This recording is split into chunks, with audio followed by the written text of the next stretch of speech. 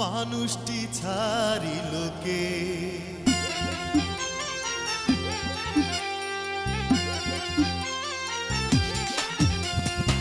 কেতু মল্লিক আজব মানুষ সর্বকাজে পারদর্শী ডাক্তার হইয়া বাঁচতে সে চায় বিধিবাম হইয়া সামনে খাড়ায় লোকে বলে হাতুরে ডাক্তার হাতুরে ডাক্তার হাতুরে ডাক্তার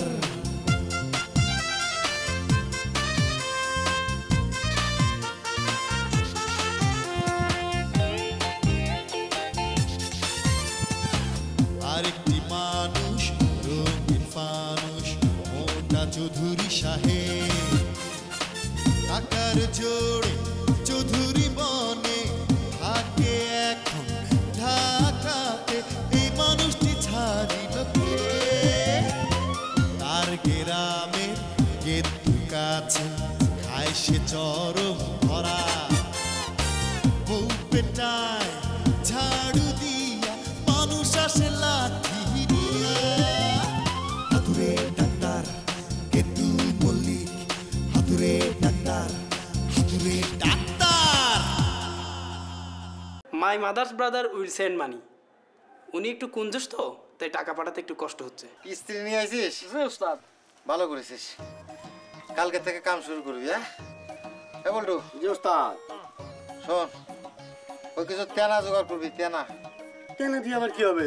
আরে আছে পরে কবানি ব্যাংককের সেমিনারে আমি তো একবারে ফাটাই দিয়ে এসেছি বাংলাদেশের সংস্কৃতি কৃষ্টি কালচার সভ্যতা বিজ্ঞান ধর্ম কৃষি অর্থনীতি সমাজনীতি পৌরনীতি জনসংখ্যা নীতি এসব বিষয়ে বক্তব্য রেখে একবারে কাবাই দিয়েছি বুঝলেন চুরি করতে আছো তোমার জাটকে ধরবো না নাকি আদর করবো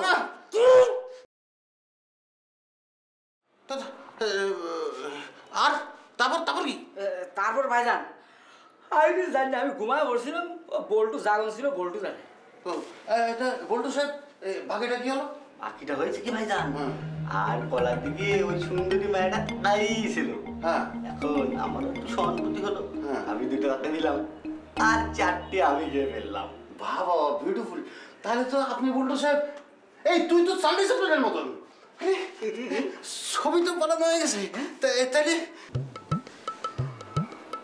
আমি একটা তাতে আবার তারিখ লেখা কেন? ওই যে তারিখে আমরা পাড়া হয়েছে ওই বয়রা চেয়ারম্যান ওই তারিখটা লিখে রাখছে কারণ আছে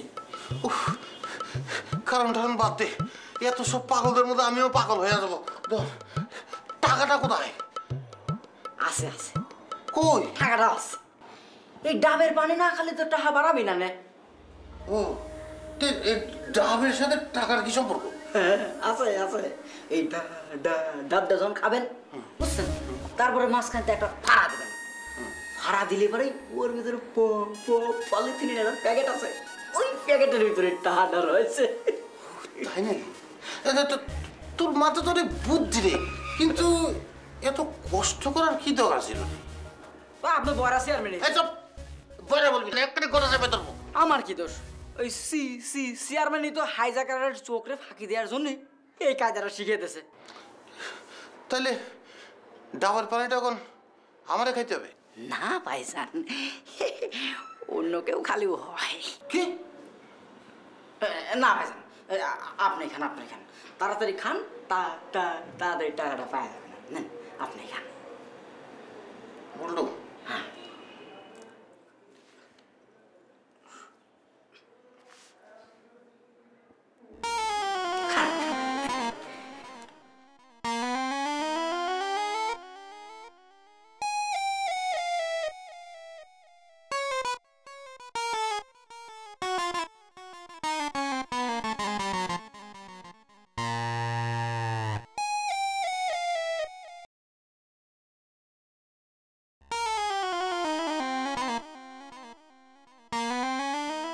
তা কিরম লাগলো আমার গান খান?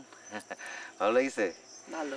আচ্ছা চুমকি ঠিক আছে আমি তাহলে এখন যাই, তোমার আব্বা তো আবার যে কোনো সময় চলে আসতে পারে, সন্ধ্যা হয়ে গেছে। হ্যাঁ শুনেছি চাচা আপনারা কি হাত দেখতে পারেন? চাচা বললে কেন? ভুল হয়ে গেছে, দেন আমার হাতটা দেখে দেন। আমার উস্তাদের অবশ্য একটু নিষেধ আছে। উস্তাদ বলেছে যে হাত দেখার আগে 50 টাকা নগদ দিতে হয়। ঠিক আছে, দিচ্ছি। এই নেন। গুড। আচ্ছা দেখি হাতখান দেখি, বা হাত।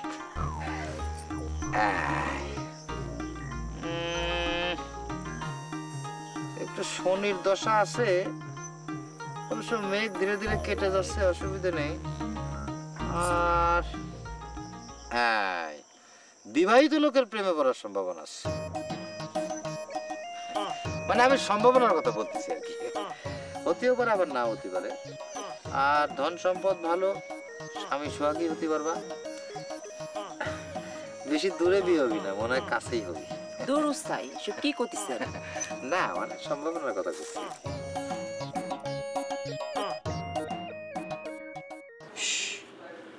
কদিন ধরে এই বাইনোকুলারে কিছু ধরা পড়তেছে না। তোর হবে না। আমি যদি তুই দিতাম তাহলে একবারে বয়া দিতাম। আমার ঘন্টা বয়া দিতে। কেন কেন এই কথা বললি? কেন এই কথা বললাম? কেন এই কথা বললাম? কেন মনে নাই?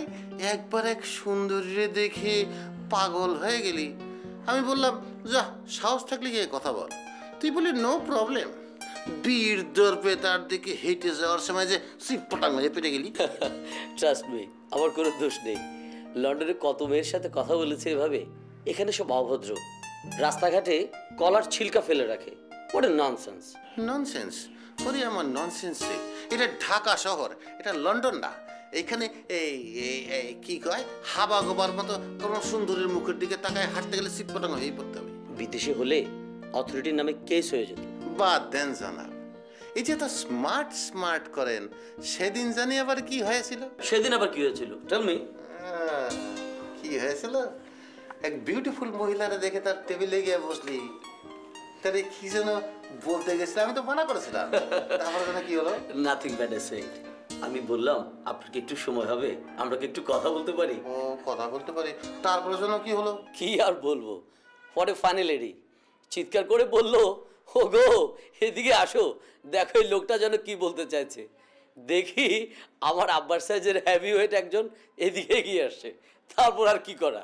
হ্যাঁ, তখন তুই আমারে অন্য টেবিলে ফেলাইয়া দৌড়ে পলাই গেলি না? কেন পলাই গেলি? দৌড় দেওয়া ছাড়া দোস্ত আমার কোনো ক্ষতি ছিল না। ওই লোকের একটা খুশি আমার মৃত্যুর কারণ হতে পারে।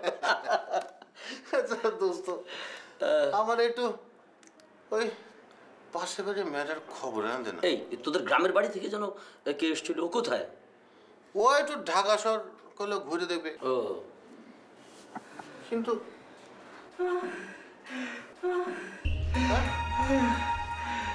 বলো, তোর চেহারার এই দশা কেন? কোনো মেয়ের কাছে গিয়েছিলেন বুঝি?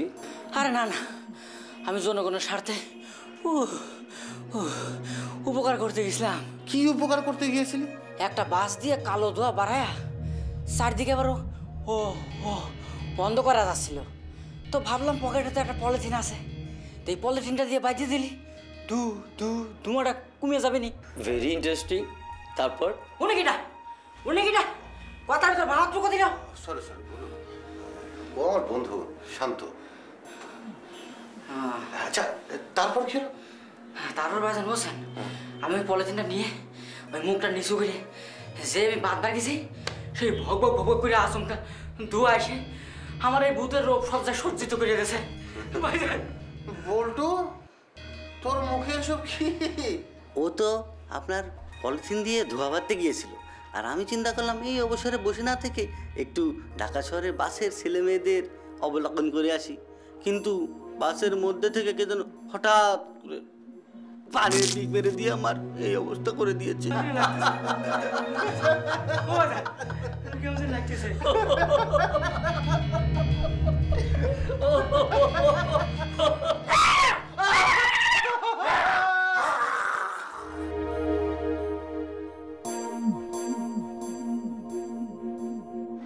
বুঝলে ফজল, পত্রিকা পড়ে আজ মনটা খুব খারাপ হয়ে গেল।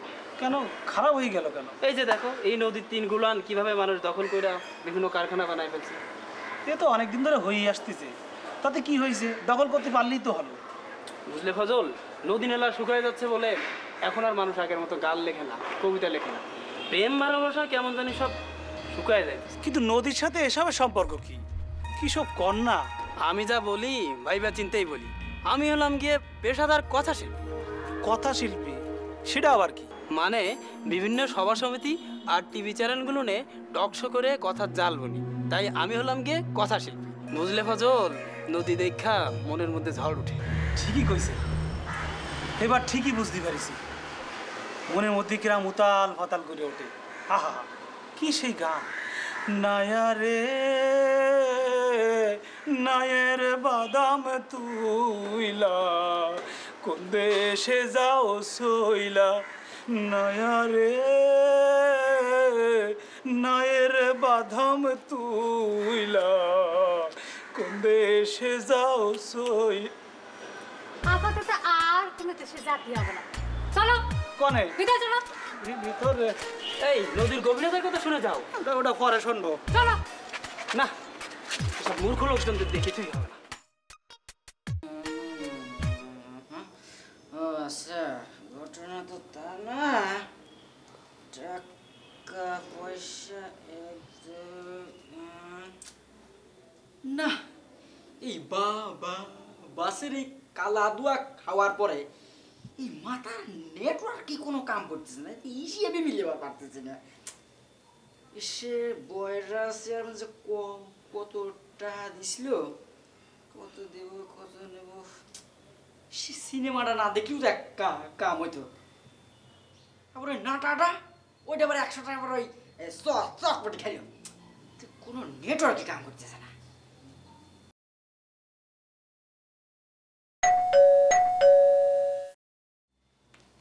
আসলো আবার। আসেন আসেন আসেন আসেন।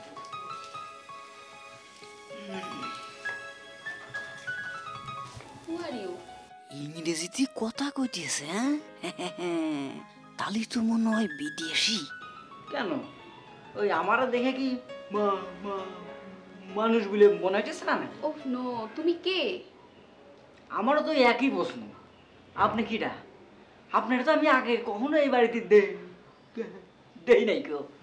Oh no, আমি তো তোমাকে কখনো এখানে দেখিনি। আমি জানতে চাচ্ছি তুমি কে? আপনি কত দেই, আমি কি কি কিডা?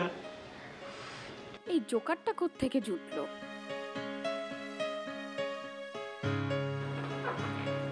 প্লিজ বলুন না আপনি কে? এইবার ভালো লাগিতেছে। প্লিজ ধরে রাখুন, হাতটা কিন্তু ছাড়বেন না। হাত ছাড়লে মুড আবার নষ্ট হয়ে যেতে পারে। ঠিক আছে, আমি আপনার হাত ছাড়বো না। প্লিজ আপনি বলুন আপনি কে? আমি হচ্ছে কি ওই সেক্রেটারি অফ বয়রা বাসের। বয়রা বাসের বুঝছেন, 3বার পাশ করেছি। আমি গ্রাম থেকে এসেছি। আমি হচ্ছে কি ওই যে তুর্যর চাচা আছে না, ওই চাচা আমার পাঠাইছে। তুর্য নাই? তুর খালি তুলো করতেছেন, হ্যাঁ? আর আছে ওই বারান্দায় দাঁড়ায়া কি যেন একটা মেশিন নিয়ে ওই দূরের জিনিসটা কাছে দেখতেছে।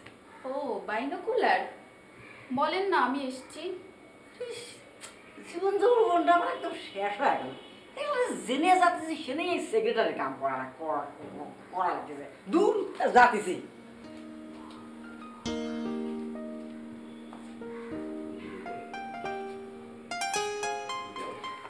আরে আপনি কখন আসছেন? বসেন। এই তো অনেক আমার ডাকলে তো পারতেন। এই তো অনেকক্ষণ না ওনার সাথে কথা বলছিলাম। ভালো মানুষ, রেয়ার কালেকশন। ইংরেজিতে গালি না দিলি। আরে না না, তোকে বকা দেয়নি। তা ওই আপনার কাছে মেয়ে লোকের আসা যাওয়া ব্যাপারটা তো চেয়ারম্যানের কাছে বলে দিতে হবে। আরে ও আমার কাছে গান শিখতে আসে। গান শিখতে আসে না প্রেম শিখতে আসে, তা কি দেয়া জানে। আরে ভুলে এবার একটু থাম তো দেখি, এটা গান গায়। গান ওই যে ওই গানটা আমাকে একটু শিখিয়ে দেন না, এই পারে আমি আর ওই পারে তুমি। ওই মান্নাদের গানটা, কিন্তু ওটা হচ্ছে আমার ঠিক মতন ভাইজান আরে আপনি কোনো চিন্তা করেন না, আর ওই গান তো আমি জানি। কি? হ্যাঁ আমি যখন রিল্যাক্স করি না তখন তো আমি ওই ওই গানই গাই। হ্যাঁ এই এক্ষুনি শোনায় দিচ্ছি, দাঁড়ান।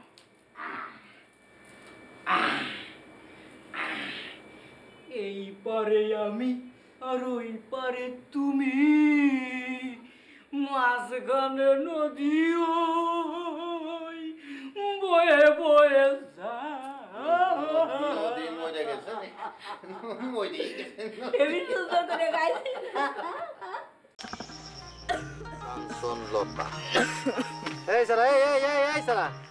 কিরে কাশতেছিস কেন? এদিকে এদিকে। হ্যাঁ কাশ হয়েছে?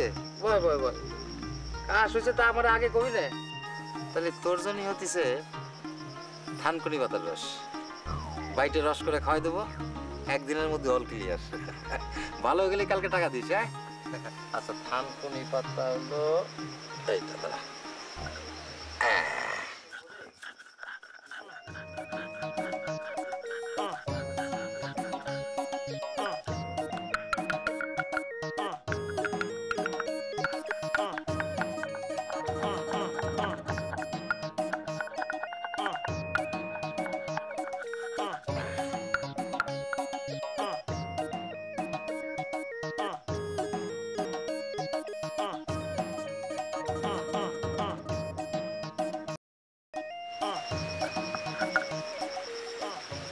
নে এইটা বিসমিল্লাহ বলে সবাই খেয়ে ফেল।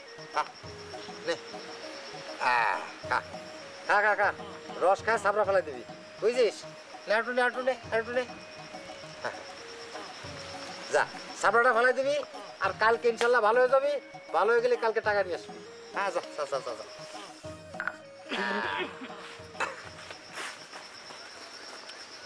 তালি পরে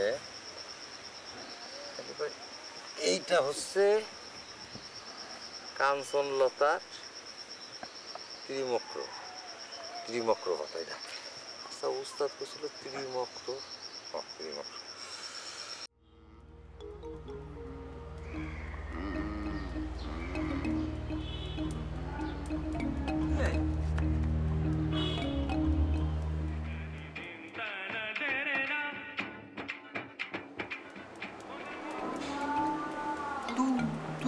তুর্য ভাই যন্ত্রটা কি? দূরে রে, কাছে দেখা যায়, কাছে। কি কইতেছেন? দূরের কাছে পাওয়া যায়?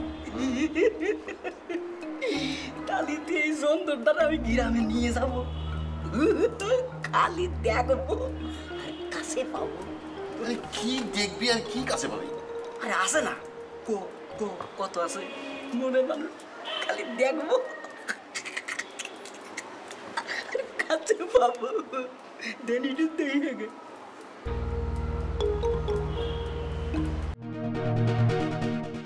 এই দেখো যে খানকুনি পাতার রস খাওয়াই দিয়েছে। সর্বনাশ করিছো, এটা তো সূত্র পাতা। আপনি কিটা এত কথা করছেন? বললামই তো আমি আমি ওই আদম মারি। বাবা কি মনে ভূত এসেছে? কি বলিস? কথাবার্তা সব শেষ, এইবার ওনার টেপটা খুলিয়ে দেন। ভুলু, তুমি কাজটা ভালো করলে না। মানুষটি ছাড়িল কে,